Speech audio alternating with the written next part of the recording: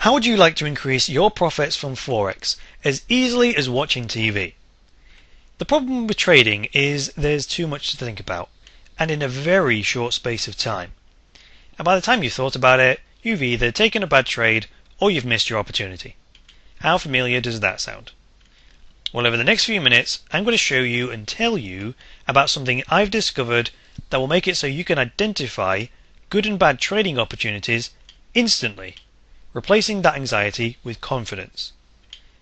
Having a losing trade here and there is just part of the game. It's going to happen. But if those losers occur often enough, and if those losers are big enough, it can set you back years. One of the very first things that my Forex mentor taught me was this: the money you lose is harder to get back. Why is it that you often look back on a losing trade and you see a sign that tells you you shouldn't have placed it, and you wonder why you didn't see it at the time? It's because you had so many things to think about at the same time. And it's not like you make the same mistake either. You make a different mistake each time, making it seem like an impossible problem.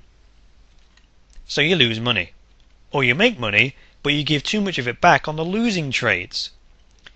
If we could just find a way to eliminate these mistakes, then we reduce our losses significantly, leaving more profits for us to enjoy. Meet the Forex Brain Trainer, a product that will change the way you look at charts so significantly it'll be hard to remember how you saw them before. So here's the deal. If we look at the basics of trading for a second, there's only three ways price can really go. It can go up, it can go down, or it can go sideways. And our goal as traders is to predict what will happen next so we can make a profit. And we accomplish this through technical analysis. We use software, it makes calculations, and it indicates to us what's likely to happen next. And most successful traders have a trading system they just repeatedly use over and over again to generate consistent profits. The theory is all you have to do is follow the trading system and you will make money. So why are so few successful? Well, because in the heat of the moment there's just too much to think about, and by the time you're sure, the opportunity has passed or you've taken a bad trade. That exactly is where the problem is. There's just too much to think about. When people first learn to drive, they get overwhelmed because there's too much to think about, so much is happening, but everyone gets to the point where they just don't think about it anymore. They just get in and drive successfully. They don't need to make decisions, they don't need to think about coordinating their body movements, it just happens. Now we need to get ourselves to the point with trading so it's as automatic as driving. Now here's how this works. Let's say this large circle represents your mind. And let's say this small circle represents your body.